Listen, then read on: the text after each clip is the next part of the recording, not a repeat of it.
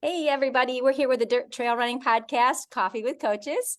And I'm Coach Loretta, and I'm here with Coach Reese. And we have a special guest, Coach Kaleb, is joining us today. So we're super excited, just coming back from Javelina this last weekend. So we're going to have some conversation about that. Coach Kaleb raced Javelina, and I was able to crew him. So some fun stories to share. And then we also want to talk a little bit about race strategy. You know, how do you plan your race when you're thinking about the weather, the darkness, and all of those pieces in between? So it's going to be a great show. So stick around and grab something to drink and join us. So, Reese, how are you doing?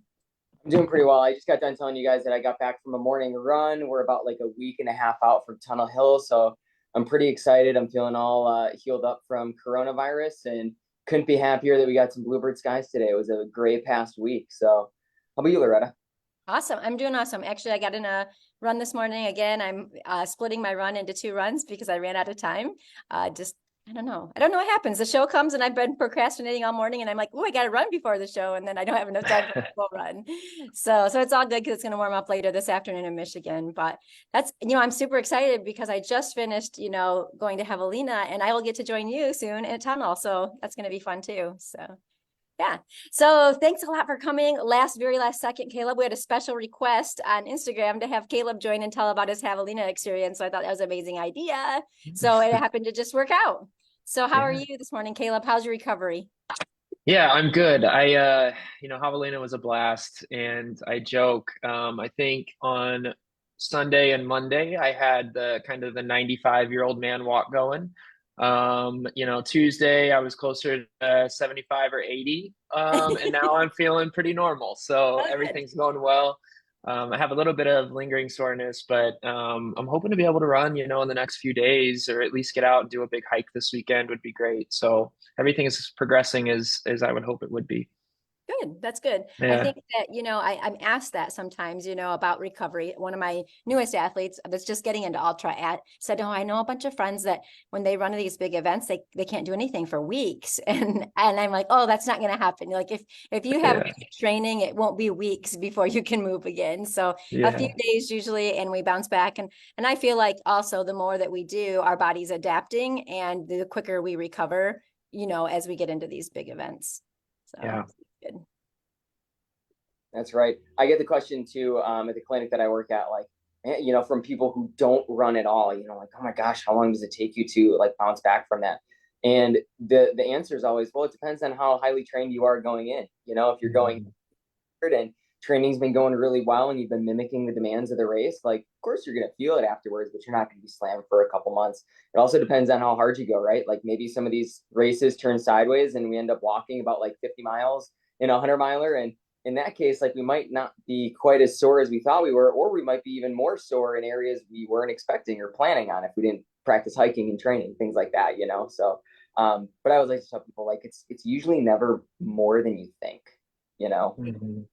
So Right. Yeah, and I think there's a big like misconception out there too that you just need to rest and rest and rest when you feel that way, right? And the best thing you can do is move and try to just kind of work your way through it. And that doesn't mean like go out and run right away, but if you can just walk and I like to kind of set like step goals in those days following the race too, of maybe that first day, it's like, can I get 5,000 steps today? And just kind of progress it that way in a similar way that I would mileage. That always helps me too, just having those miniature goals along the way. Oh, I think that's a great idea. And that's the same way for me. Like when after an athlete finishes a big event, I like to give them a week or two of just kind of flexibility of like, what do I feel like Mhm. doing today? But also encouraging moving, like just light walks, are good to just kind of get things going and start that recovery. But Yeah. also, you're just coming off a really hard event, lots of training mentally and physically. It's nice to have a little bit of leeway to kind of do what feels good too. Yeah. well, beautiful. Our topic today is going to be race strategy, like we were mentioning before, right? Like, do we go out hot? Do we go out conservatively? And then do we think about like the time that the sun rises and sets and what the temperature is going to be like? How does that all play into pacing strategy? So I kind of want to start by talking about like your Javelina strategy, Kaleb. Like, what were you thinking going into this race? It's your first time running the race, right? So maybe give us like a Mhm. little on your thought process going in. Yeah. So Javelina, it's 5 loops that you run. It starts off in the dark. It's a little chilly, in the Arizona mornings. There's no shade on the course.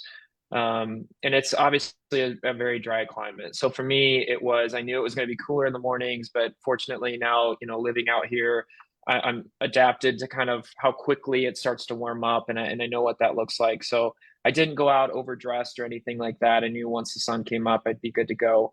And then I knew that my third lap was going to be pretty hot. But all summer it was the hottest summer on record here in Arizona. We had temperatures that were in 115, 117-degree range. We had 31 straight days over 110. And so I made a conscious effort to train in that heat.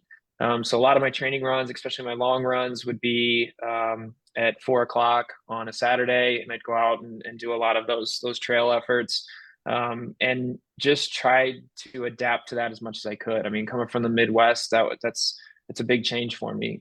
So I focused a lot on that, and then leading up to the race too, to help kind of adapt to that temperature change that I was going to experience, I would do morning runs in that cooler climate. And I would just try to knock out before work, anywhere from 4 to 6 miles, and just kind of in an easier pace. Sometimes it was a little bit more of a tempo run. And then I would do a second run around lunchtime. So I'd leave work, I'd try to get another, 4 to 6 miles in the heat of the day. A lot of that was more on concrete just because of what I've got around me. But, if you're on asphalt or whatever and you have the sun baking on it, and it kind of creates that oven. So I was really trying to get the benefits of that as well, just to get my body used to running in both conditions. So I knew going into that third loop, it was going to be hot. I had to stay on top of my nutrition and my hydration. And so I did the best that I could on that. Tried to run the course as much as I could in advance of the race, and then also tried to do some other trails that are a little bit closer to where I live that simulate that in those conditions. So coming off the third loop, I knew it was going to start to cool down a little bit. I had some concerns, and Loretta was so great at jumping in last minute and crewing me and helping me with this stuff as well, of just what the temperature was going to feel like as it cooled off. I didn't know if I was going to be able to move in the same way that I had been throughout the day, to stay warm enough as it fell down into the low 60s. But fortunately enough, I didn't. I packed kind of a lightweight long sleeve just in case I needed it, but I didn't have to break that out. So it was just kind of continuing to remind myself that not to linger too long at aid stations, don't cool off too much, continue to keep your heart rate elevated and keep your core temp kind of in that same ballpark, and just kind of fight your way through it. So it was a really awesome race. It definitely challenges you though if you're not used to that climate and the variability and what the temperatures were there. But if you've got a good plan going into it, it's definitely very manageable. Yeah, and I think that's a really good point. So I'm going to kind of flip that side because, I had an athlete and a friend that ran from Michigan, so they weren't adapted to the heat the way that you are able to adapt. And so, let's talk a little bit about the strategies, we both thought about as we were going into the race. So for me, coaching these athletes into this race was, that first lap is going to be your cooler lap. And then, laps 2 and 3 are going to heat up, with 3 being the hottest day race or time of the day. So in the beginning, I suggested, you still want to go out with an ice bandana. It's going to warm up that first lap. By mile 10, you need to start cooling, because it's better to cool early than to wait and, be so far behind. And actually my friend said to me the next day, she's like, kudos to you for telling me that. She's like, I was in like the 10% that was cooling early. And she said, I felt like I handled the heat really well. And she did. She handled it well all day by maintaining that. But the strategy for her and for my athlete was to go out a little bit faster that first loop, because the heat is not there yet. 10-15 seconds a mile, we're not talking about a minute a mile faster, but a little bit faster. And then as the heat comes in, you're going to expect that you're going to slow down a little bit just because of that heat. Did you go in with any kind of the thought of that, or did you think about going in even, or how did you think about the day? Yeah. So I like to play little mental games with myself during these races for sure. I knew that the heat was kind of my time to start passing people. because I've been so used to it. And I really kind of prided myself on throughout training, knowing that I wanted laps 3, 4, and 5 to be where I was able to make some moves and to try to really um, mentally give myself some rewards for passing people in those stages, right? So honestly, like as soon as the race started, I started just kind of repeating to myself, be patient, be calculated, be patient, be calculated, because I kept seeing, I mean, I was getting passed and passed and passed, and that's really hard to kind of let that go. But I knew that that wasn't the time for me to go, and I could start, getting those reward systems in my head in that third lap when things started getting really tough. When you come into aid stations and folks are starting to break down, I mean, it sounds silly, but if you're able to see that and you're kind of in the pain cave a little bit and you look around and you start seeing folks breaking down a little bit, and then you remember like, I'm feeling pretty good. And now this is what I'm used to because this is what I've been kind of preparing myself for. If you can get that kick and get out of there and move on a little bit faster, it just kind of lifts your spirits right throughout the day. So that's the approach I tried to take. And I tried to just hold back those first 2 laps as much as I could and just save some of that. I really prioritized during those loops more getting the nutrients in and staying hydrated and just trying to make sure that my tank was as full as it could be heading into those, because I knew I was going to have troubles, eating in those later laps and staying on top of some of that stuff without a pacer and things like that to help out on the course. So I prioritized self-care those first 2, and then, in those later stages, that's where I tried to go. Oh, I love that. And that's another variable that we haven't mentioned yet. We talked a little bit about the heat and the daylight and the darkness, but competition. And that was a conversation I had with my friend the night before in the hotel room. We're talking about like, okay, you're going into this race. Javelina has a elite field. It's a stacked field. I think they had 20 men and 20 women listed as going for a golden ticket. My friend is, a great runner, but I also am like, you've not been in a race with this many elites. You can't go out with the pack. You need to be mindful and hold yourself back because, in other races, she's, always in a podium position, but in this race, it's a different field. So you have to really think about that and know that you might be, and in any race, you might be further back than you want to be in the beginning of the race. But as the race goes on, if you play it smart, you're going to start moving up in the field, because a lot of people tend to go out too fast because, let's face it, in a 100-mile race, we're not running 5K pace to start the race, so. Yeah. Yeah. Nationally like recognized type of event like that Javelina 100 has only gotten bigger in popularity, especially with the golden ticket introduction. So to go out super hot or to even let yourself get like demoralized even in the first like 60 miles of people passing you got to think to yourself like, how many of those people am I going to reel back? And like that's the thing, like when the starting gun goes off, everybody has nerves, everybody's tapered, everybody's rested, everybody's rearing to go, so just reminding yourself that like, hey, I shouldn't be anywhere near even like a steady pace. Like I should be at like a warm up pace right now because, all these might be flying ahead of me. But, if you fly at the start, you might get a cool starting line video or a starting line photograph or something like that. But, racing for 15, 16, 20, 25 hours, like it's about that finish, If I wanted a good starting photo, like, you might as well just go out really hot and then call it after a couple miles, but it's a finish. Yeah. So I feel like that's a focus on self-care. Don't worry about what other people are doing. Stick to your plan, stick to what you practiced in training and just let it roll and click off, Yeah. And that race, what's so unique about it too is the way that it starts. You come out of a chute, right? And it almost reminded me of like the Chicago Marathon in terms of just that crowd support coming through, because you run through Tent City.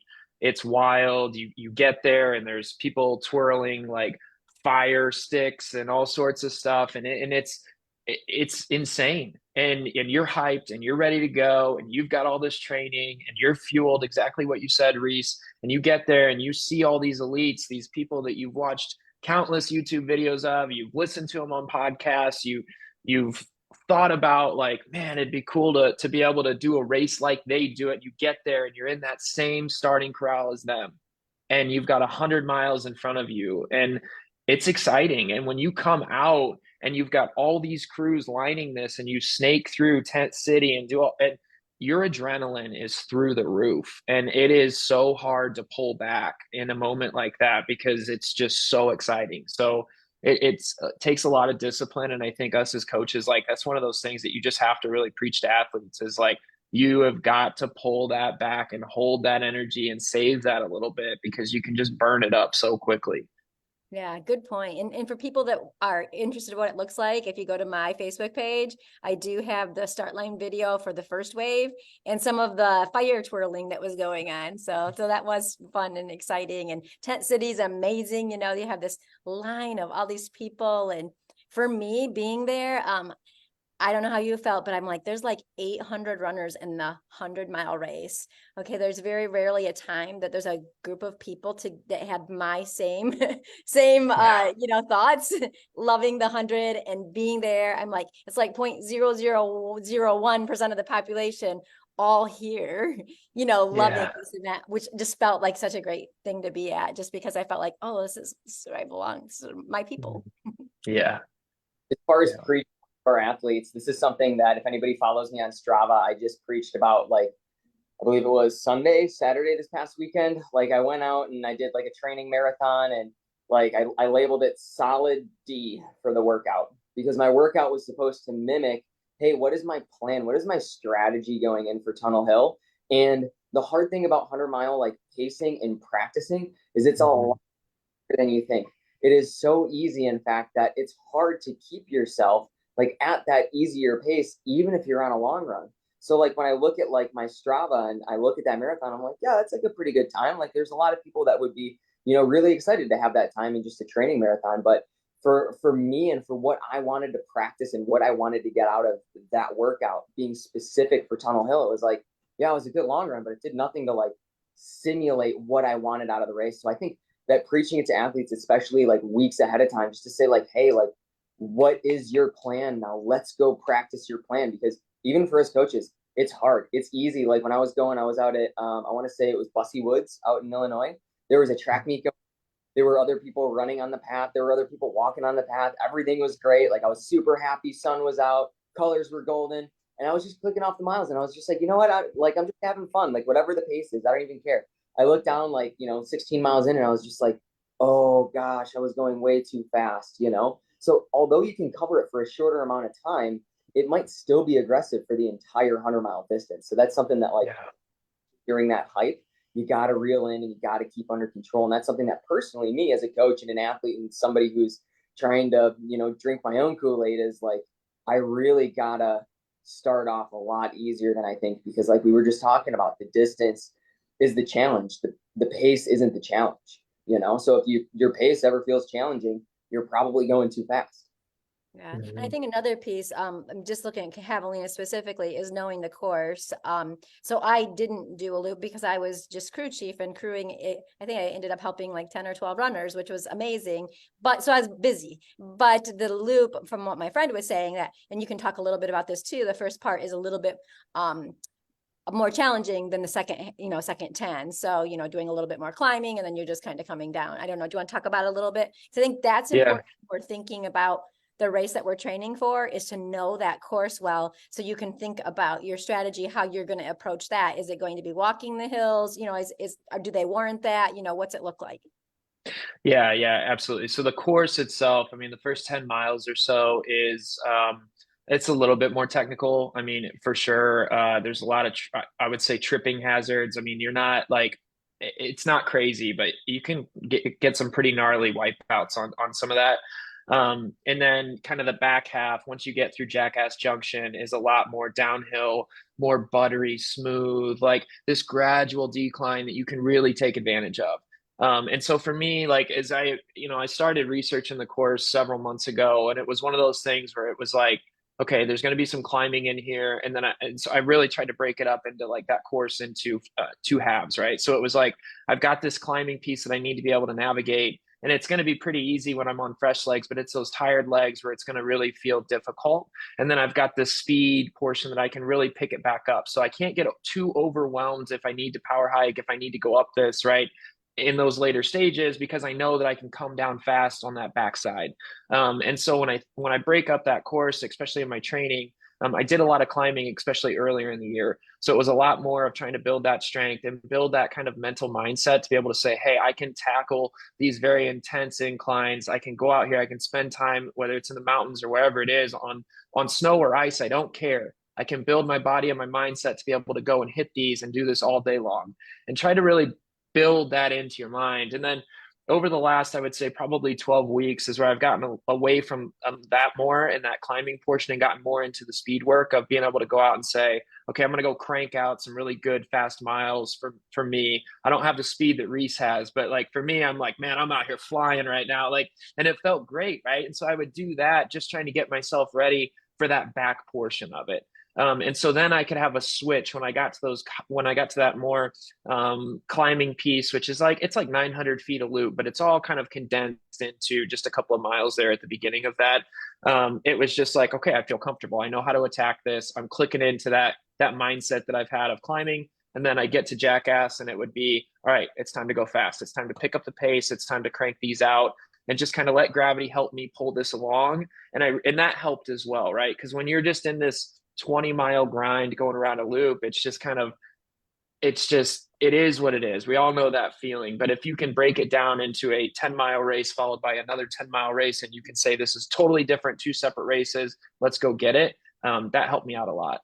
Nice. And I think that's a good point. Like you're really thinking about it, visualizing the course, trying different strategies to be prepared for the course. And so we're talking about a loop course with you that has a little bit more technical pieces and some climbs. But now Reese, let's just kind of flip it to Reese, who's running a flatter, faster course. It does have some elevation that's sort of gradual, and it has it's an out and back, double out and back. So talk a little bit, Reese, about how you're thinking about it and how you're strategizing your course.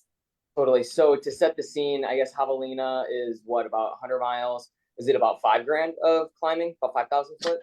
Yeah, I think it maybe 6, something like that. Yeah.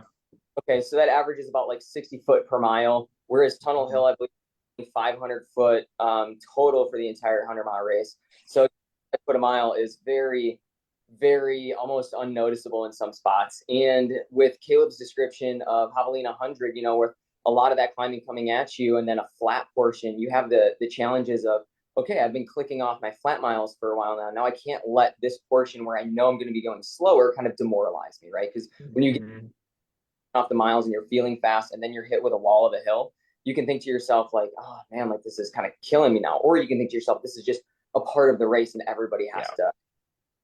In Tunnel Hill, it's basically completely flat. I mean, you're either going up or down at like a 2% grade, which is hardly noticeable. So I know personally from running other rail trails, sometimes you think you're running flat and you're like, man, I feel like I'm having a hard time with this. Like my legs feel heavy. And it's like, well, you're kind of going up at like a 3% grade, but you don't know it.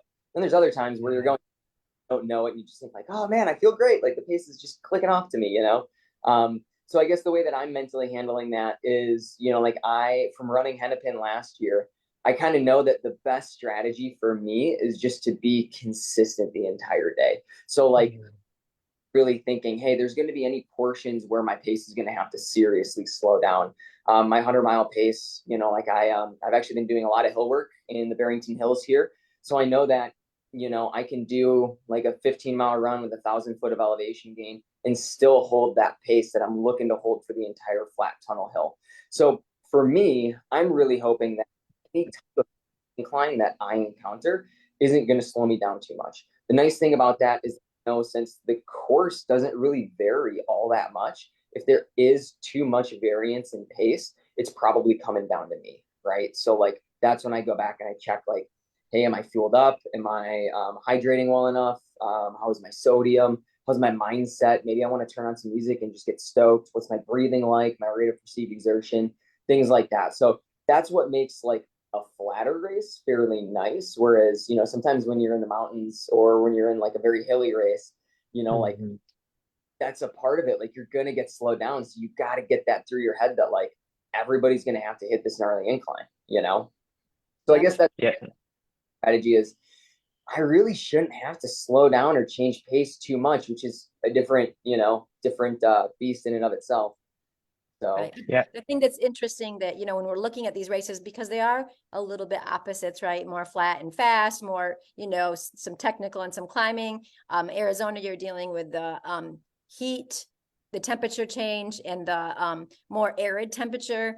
Tunnel Hill, you're dealing with potentially some colder weather, maybe even some snow thrown in there. You know, it may warm up midday and then cool back down, you know, so there's a lot of different factors. I mean, and these are just two different, you know, very different races, but we can apply this to any race you're choosing to run, right? Because there's so many of those factors that we have to think about.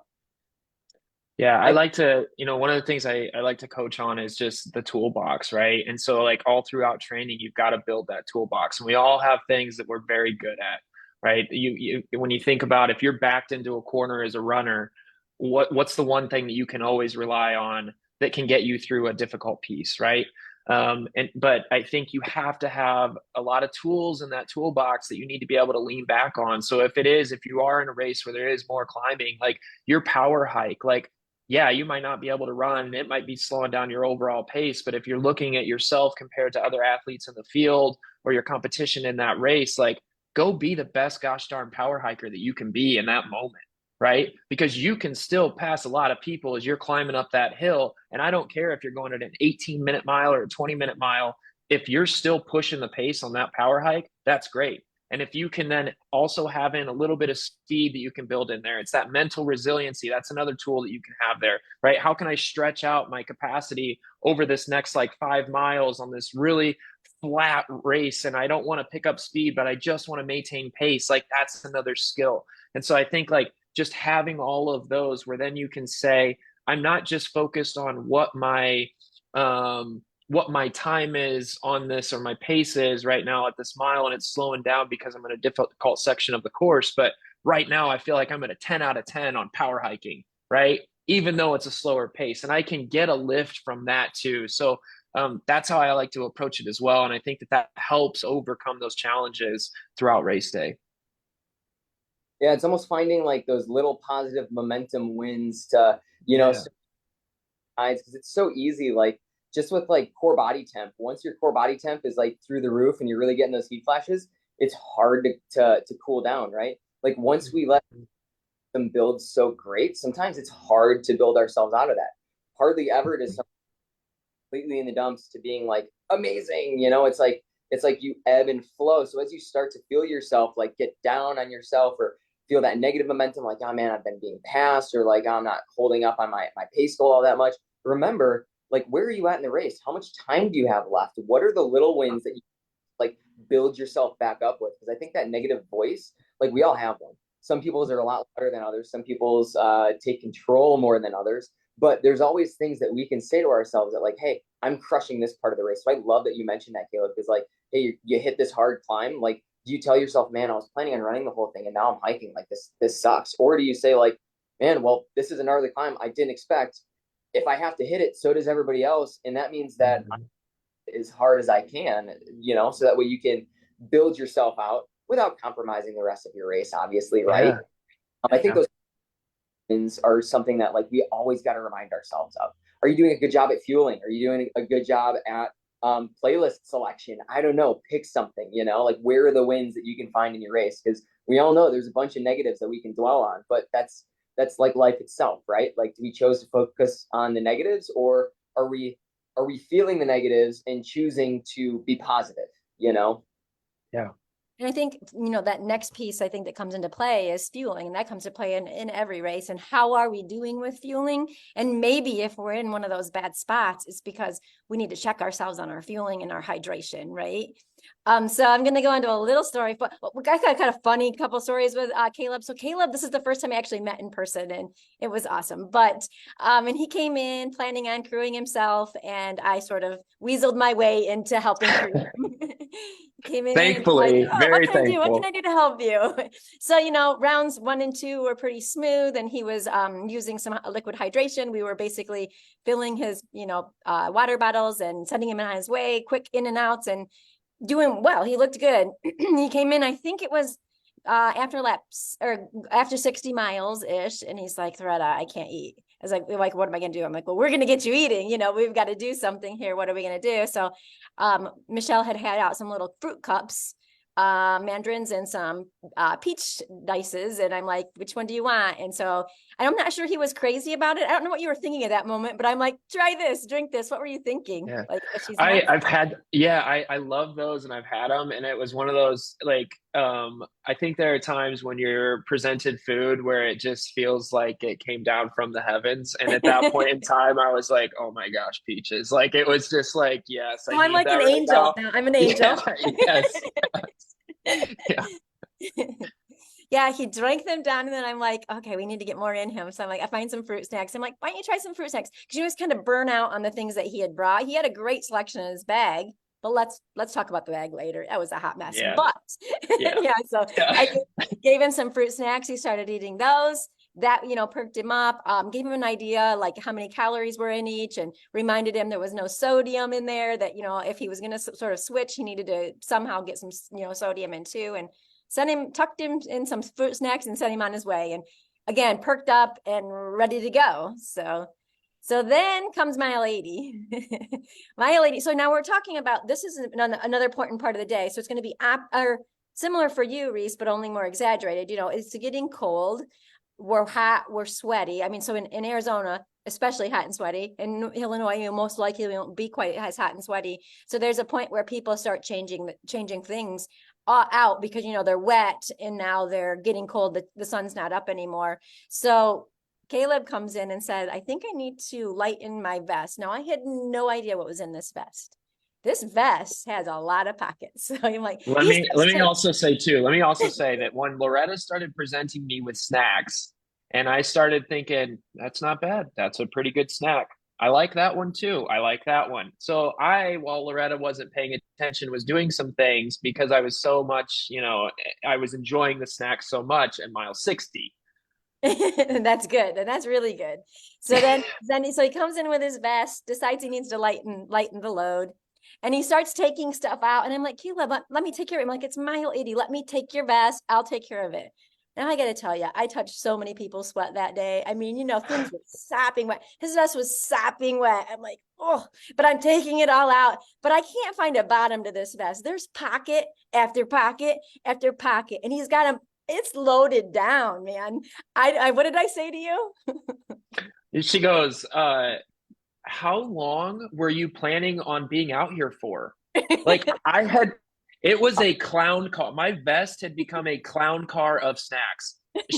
Every pocket, there's just more and more clowns or snacks coming out of this thing. And I'm like, my shoulders were so sore from 20 miles of carrying 20 pounds of snacks. Because in that moment at mile 60, I was like, those are pretty good. I don't know when I'm going to be hungry again. I don't want to limit my options. I have to eat or I'm going to bonk. So I guess I'll just pack every possible thing I can. And I did a darn good job of that. He did. And I'm like thinking, oh my gosh, he's got enough to go on the entire Appalachian Trail for 6 months in here. He had so much stuff. And I told him, I'm like, if you hadn't ran with that, you could have ran like 2 hours faster, I'm pretty sure. Yeah.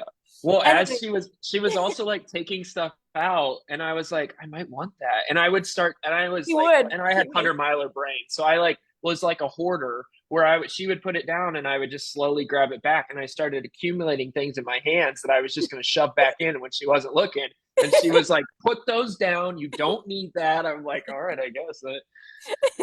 And it all worked out. He went out much lighter and faster, and he finished with a great big PR. Do you want to talk about that a little bit?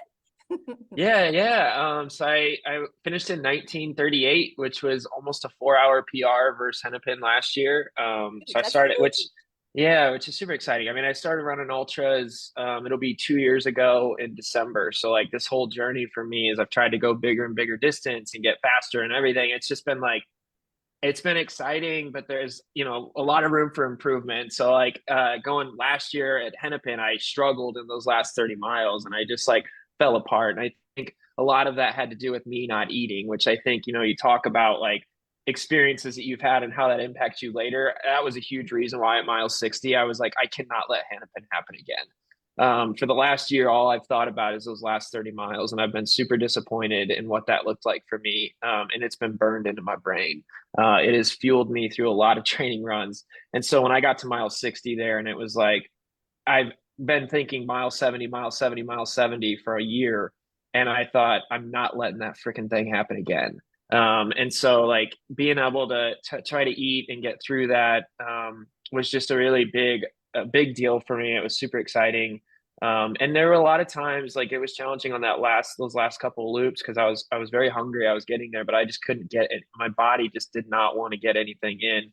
And I just had to make those decisions at different aid stops of like, you have time here. I wanted to do sub 20. It was like, you've got a little bit of time. You're going to stop running and you're going to try to get some ramen down. Or you're going to try to get like a couple of small potatoes down or something because you need that in your body.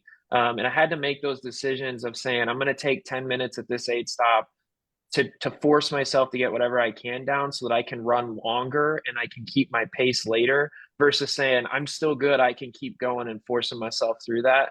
Right. Knowing that at some point I was going to blow up on the course if I did that. So it was like that trade off and that compromise with myself internally, which I think if I look back on that day, like that's the thing I'm most proud of is just like being able to not be stubborn and say, have you learned a lesson from some of these other races? Yes or no?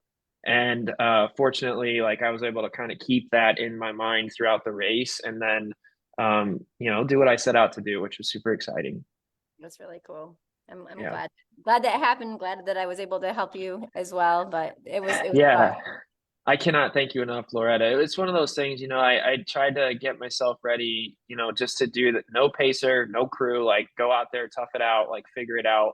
And I think it was the day before that you had texted me and you were like, basically, I'm crewing you. What do you need?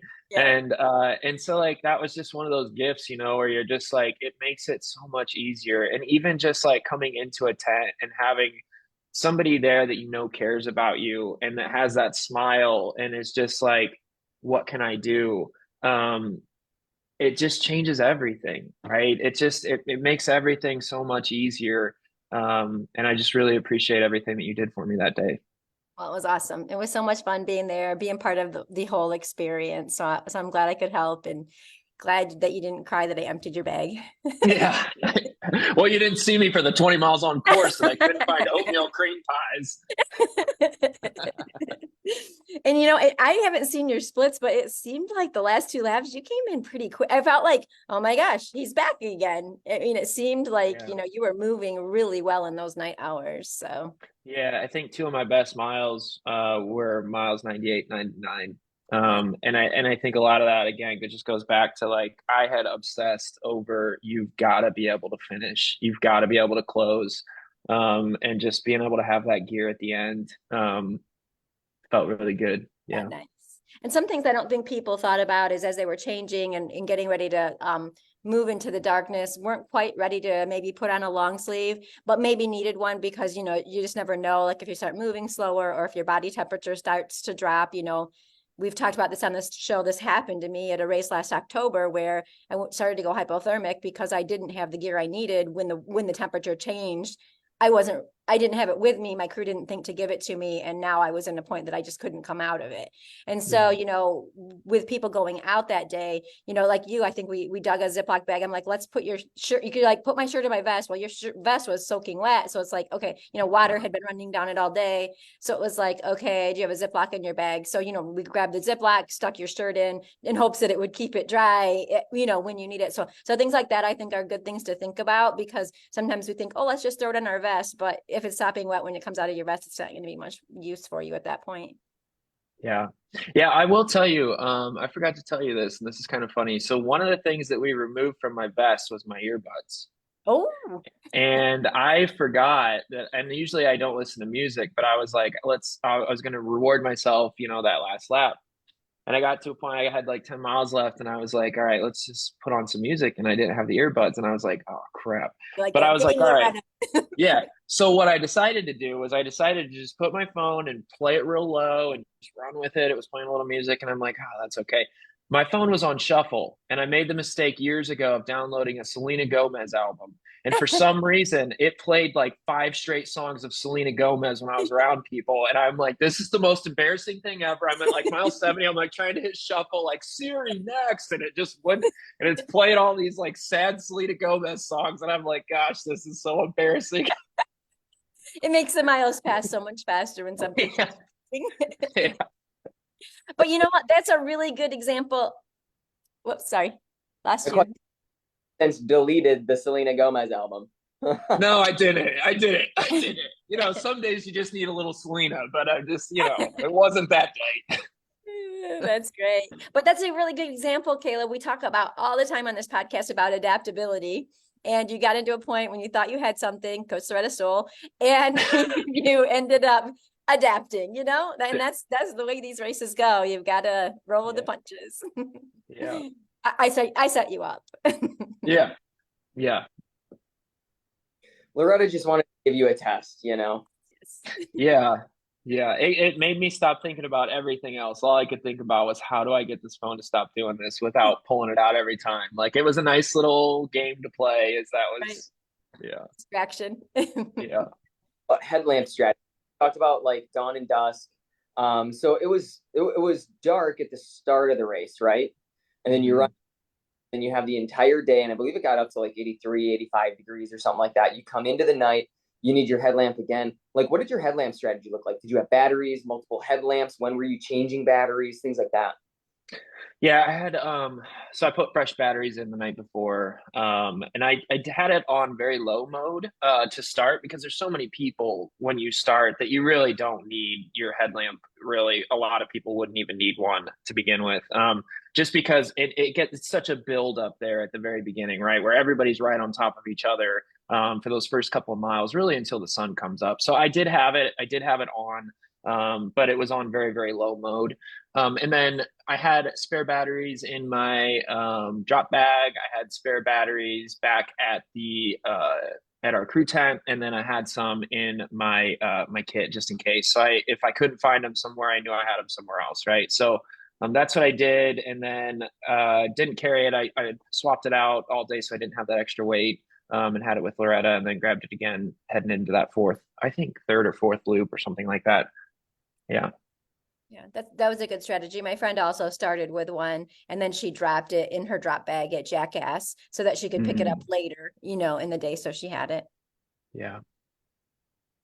That's a good idea. And how many aid stations are there along the course? So 20-mile loops, we all know about 10 Jackass Junction. What did the other aid stations look like, and how did you use them? Yeah, I think there were four. I think it was four. So the biggest gap was from there's one that's 4.5 miles outside of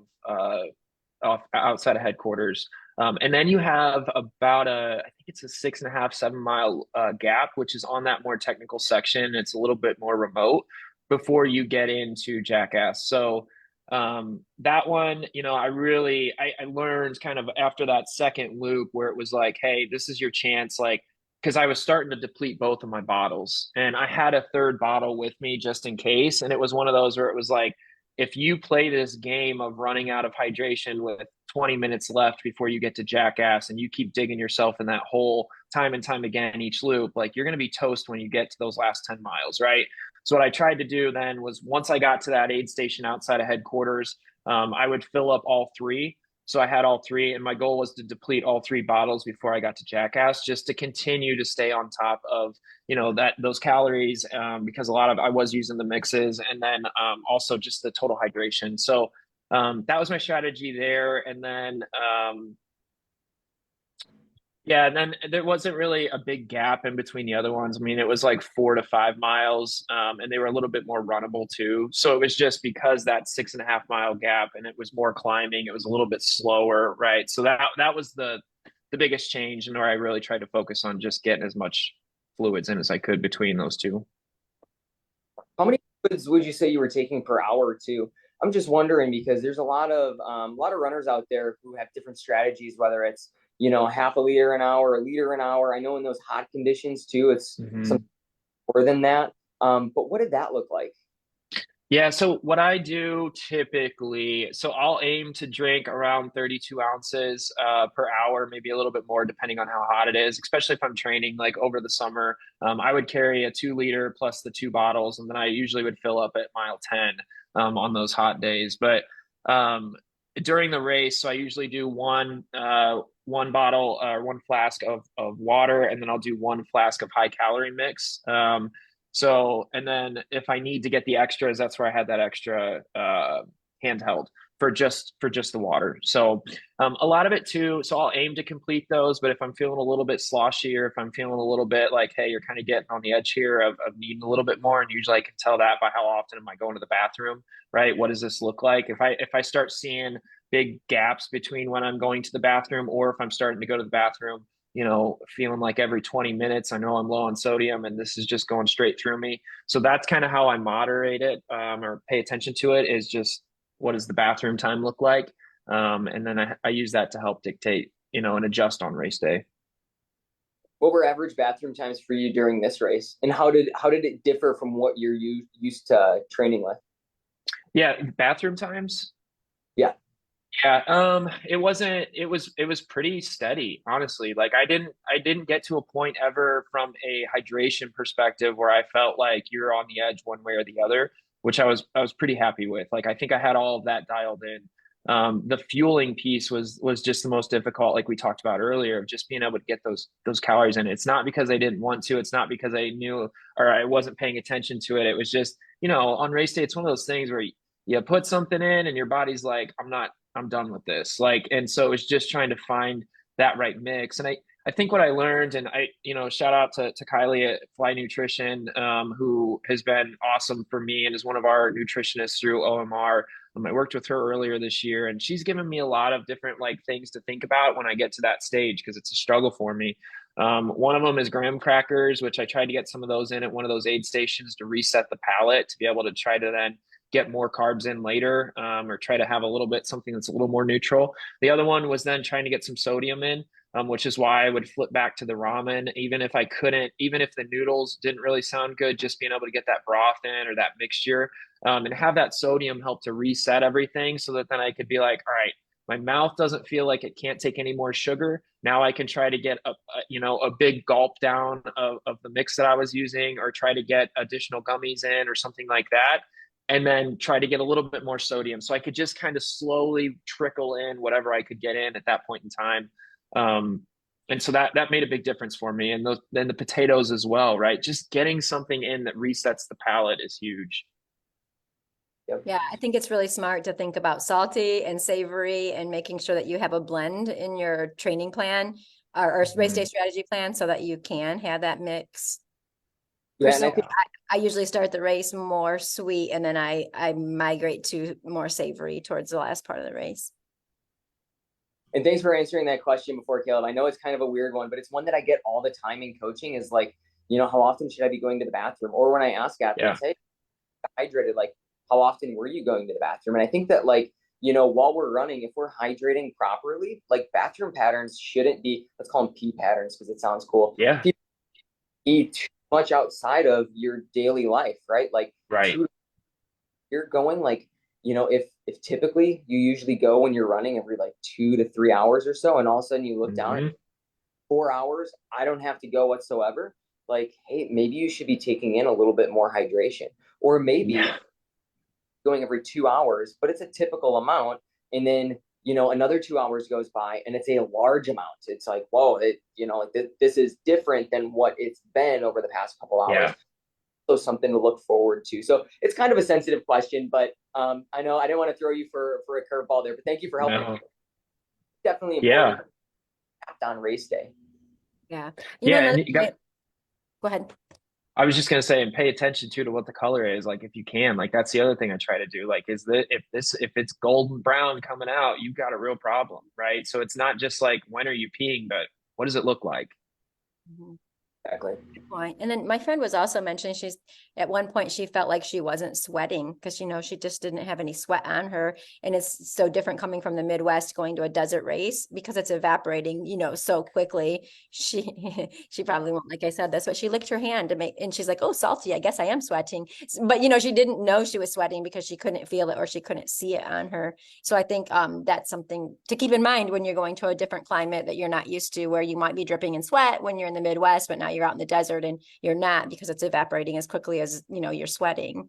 So I think that's another thing to talk about a little bit here is is ice, icing. So we mentioned a little earlier, but of course I was in a tent and we were doing a lot of icing of the athletes as they were coming in. So Coach Jill's husband, Eric, and her friend Erin were there, and they were supporting her with a nice, they had a nice cooler with ice and were so kind to share it with everybody that was coming in. And, but that was, one thing that we were stocking up everybody as they came through, taking off their ice bandanas immediately, filling that, getting that ready, soaking their hats in water, sponging people down, keeping them cool. And I think those are all really great strategies to make sure you're staying cool, on these really hot races, is, keeping the back of your neck cold, keeping your arms, cool down so that you can keep your core body temperature down. How did you approach that? I was helping you some, but what else happened out on that course for you?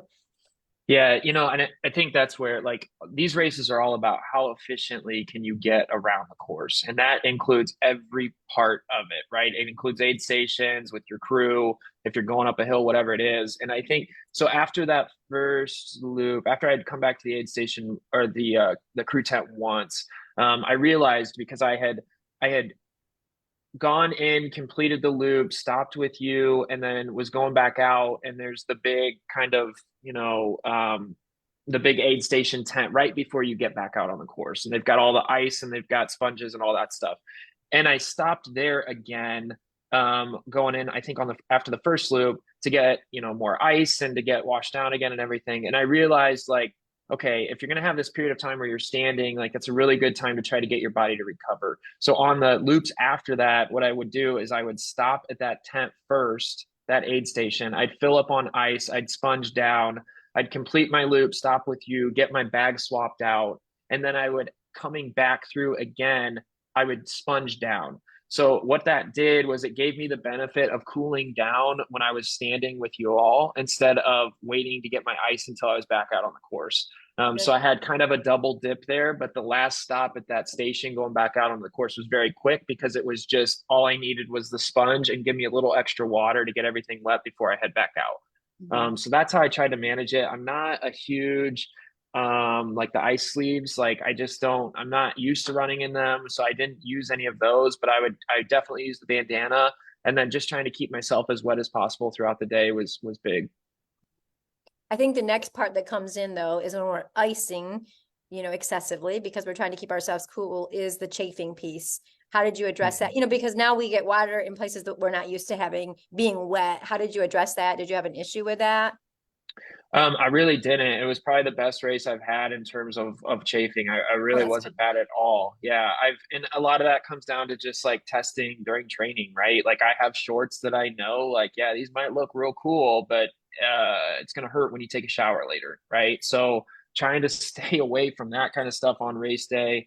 I use a lot of squirrel's nut butter and I use it everywhere. So that helps a lot too. And then also for like, I use the KT tape and I put that in areas that I think are going to chafe pretty bad as well if they're not protected. And that stuff holds up incredible. I used to use Band-Aids, but that KT tape holds on in place all day, no matter how wet it gets, no matter what's going on, like it's perfect. So I use that to protect different areas of myself too. And yeah, it was one of those, you always after a race, you go to get in the shower and it's like, I don't know where this is going to hurt. And it wasn't bad at all. So that was really exciting. That's good. So my Yeah. friend, also went to those stations where they were dumping water, but they got her, not on purpose. Her shoes got really wet, and that was, Mm, so she had a loop with really wet shoes. So when she came back around, she's like, I need to change, and she was like, her shoes and socks were super wet, so we had to change yeah, them. So that's something I think to think about, because I hadn't even thought about, oh, let's make sure your feet are out of the way. I mean, like as we're, wetting down people, you don't think about let's yeah, not get your feet wet, because then there's a huge chance for blisters to turn up, that wouldn't have if for your feet sure. hadn't gotten wet. So something to think about if you're at a hot race, I think. Yeah. And I think it's interesting what you talked about before, just to synthesize this whole like heat adaptation and heat cooling strategies is, like in training, we're trying to do everything that we can to be acclimated to the heat. So we're not trying to cool off too much if the particular focus is going to be to get in heat exposure, right? So I'm sure that you had your colder runs in the early mornings or in the late evenings where you're picking up pace just so you can get that like stimulus on your legs and get that speed work in. But then when you're out in the middle of the day, it's like, hey, I'm kind of just out here like moving my body, getting my body warm, and being exposed to what it's going to feel like in this heat, kind of getting those blood plasma increase adaptations that are going to help you racing. But the important thing is we do that so that way we can increase the parameters with which like our body can operate in heat. So if you can get really good at, you know, like heat training and you're adapted to the heat for the race, you're going to have an easier time eating things because your body isn't trying to cool down. You're going to be better at thinking when it's hot. You're not going to be as claustrophobic when you have this oven-like heat surrounding your body. But then during the race, it's still important, even though we have all these adaptations, is try to keep your internal temperature as low as possible, because that just builds an even greater buffer with which eating is going to be easier. Everything else is going to be easier. So although that heat adaptation won't necessarily like make your pacing any faster on race day, it makes everything else easier. And if it's one thing that's going to take out a runner, it's going to be, you know, their stomach. So we can make eating easier. Like, I'm all for it. Yeah, I agree 100%, Reese. Like, it's one of those things, like, I didn't use ice at all during my training this summer. I didn't use an ice bandana. Like, the first time I've ever used an ice bandana was at Javelina. And so it's one of those things where, like, there were a lot of runs where I'm like, long training runs where I thought, I can't run right now. And it was like, okay, this is part of training too. Like, hike then. Yeah, it's 115, but if you can hike in this and then run again in a little bit, then that's great training. Like, you're going to be much more adapt to it. And I think that's part of what played into my strategy too, right? And we talked about it earlier of just knowing that when the heat of the day came, I'd be ready for it, because it was like, it gets to one of those where it's like, okay, for me, it's only 85. It's 30 degrees cooler than what I've ran in all summer. And now I've got people out here giving me ice. Like, boom, right? So I try to, in my training, I always try to build that in where I make my training as miserable as possible, right? Kind of in a funny way, but it's true. Like, I make that as hard as I can make it so that on race day, even though it's 100 miles, it's like, but now I have the benefit of an aid station. Now I have the benefit of ice. Now I have the benefit of somebody here to help me. I didn't have any of that. And so, and that, then those are easy wins too, because even if it is very difficult on race day, you still have these like power play buttons that you can push, that you have the benefit of it being an organized race that you didn't have before. And that helps too, right? I'm all about creating momentum for yourself during those races. And you have to be strategic though in your training when you think about that, because it's like, if it's 115 degrees and you go out for a run and it's like, this is pointless, I don't want to do this, you were going to leave, right? But if you can remind yourself of like, here's how this activity, even if all you're doing is running at a 15-minute mile and you're used to running at a, let's say you're used to running at a 10 and you're 50% slower, but you can then think about how is this going to benefit me at a race like a Javelina or somewhere else, then it's worth it, right? And then you're going to be more apt to stay out there for 2 hours and figure it out, and figure out the mental side of it too, which is just a whole different piece. So it's all connected. And I think it's easy to lose sight sometimes when you're like 3, 4, 5, 6 months away from your goal race and say, this one doesn't really matter today, I'm so far away. They all matter. They're all building blocks. They're all puzzle pieces. And one of the things I always like to talk about too with athletes is like, it's like if you take a paintbrush and you dip it in paint, and that day, that workout is one stroke, and you think that one stroke didn't do anything. Why does that matter? Okay, well, if you keep showing up and you keep putting strokes down, all of a sudden you're building this mountain of layers of paint. And that's exactly what you do in training when you contribute and you keep putting that money in the machine, keep putting it in, keep putting it in. Eventually you're going to cash out on race day because of everything that you did on those days when you didn't want to do it. That's right. Mic drop. I always putting heartbeats in the bank. Like, you know, like Yes. 60 days, don't freaking worry about it. Like, just put some, like, most of our resting heart rates are lower than the average populations, right? So even if we get up to like 100 or 120 beats per minute, yeah, that feels incredibly easy. Yeah, we might be able to sing Red Hot Chili Peppers like I do out on the roads or the trails, but like, it's still going to be put into this zone one, this easy aerobic foundation base, with which is pretty much the most specific thing that we can build for our ultra marathons, you know? And about reminding yourself of like this session, like if the point of the session is to get exposed to heat, like, don't worry about your pace. It's heartbeats in the bank. Great. The point of the point of the workout is to get that heat exposure, to mentally figure out, to know what your body's gonna handle like in that temperature, in that climate. That's what I experienced this morning, because now we had this massive shift in the Midwest of like crazy low temperatures. I want to say like 2 or 3 weeks ago, like we had 80-degree days every once in a while. Now it's like we're in the 50s, and it was 30 degrees out this morning. So I'm thinking to myself, like, I'm going out there, I'm going easy, and it's really just a practice session for like, how is my layering gonna feel? I went out this morning, I had tights on, I had my lightweight windbreaker. I was chilly for like 2 miles, and then I get home and I just have a back full of sweat. And unlike you, I don't want to be wet at all during the race Yeah. because it's cold enough to the point where like any sweat on my body is going to get hit Yeah. by, give me a serious chill. And of course, we do want to be cold during these races, but we don't want to be excessively cold, right? So all Mhm. whenever we're going out, even if it's just for like an easy run, even if it doesn't feel hard, even if you think it's pointless, like these miles aren't at the pace that I'm supposed to be running, or it's not a tempo run, like whatever. No, like these, like every run can be informative to a particular aspect of your race. For me now, I kind of know that like, hey, like maybe I'll start off in short shorts, even if it's in the mid 30s with the rest of my layers on, because I know that like Yeah. chilly, but like then I have another like 98 miles with which it's only going to be getting warmer during the day, you know? So Mhm. I feel Definitely. My experience at Tunnel is I started in shorts. I started in shorts and a tank with some sleeves.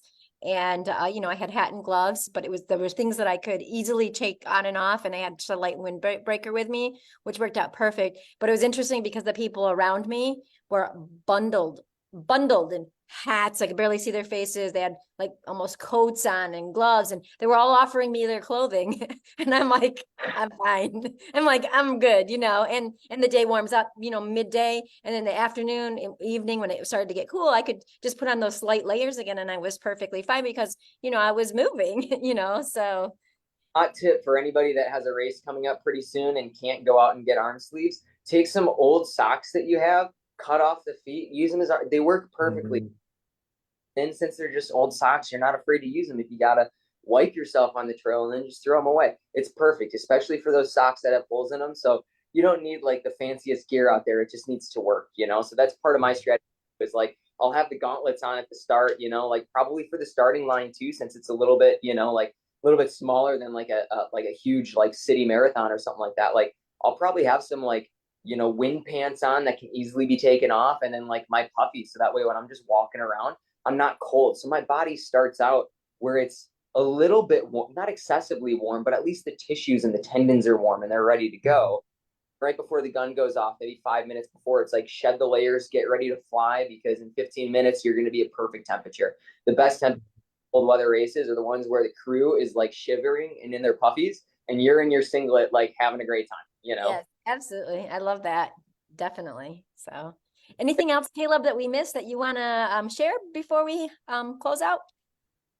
No, I appreciate you guys having me. This has been so much fun. And thank you again, Loretta, for jumping in and being just such an awesome, awesome human and helping me on race day. It was awesome. Awesome. Well, it was great meeting you actually in person and being part Yeah. of it. So that was fun. And thanks a lot for coming on. So I think that's a wrap, unless Reese, you have anything more to add. I just wanted to thank Coach Kaleb for coming on the podcast with us today, and grilling him with questions. I love to hear your experience and your strategy for Javelina 100. I'm so glad that it was a massive PR for you and you had a great day. The best ultras aren't the ones that go the easiest for us. It's the ones with which we do well and we learn a lot of lessons along the way. There's no ultra with which we have only highs, right? But it's about how we navigate everything. So it sounds like you had some good experience, like navigating the highs and the lows, came out on top. So I'm very excited for you and just super appreciative that you were able to come on and share your experience. Yeah. Thank you. Thank you both so much. Thank you. Bye. Bye.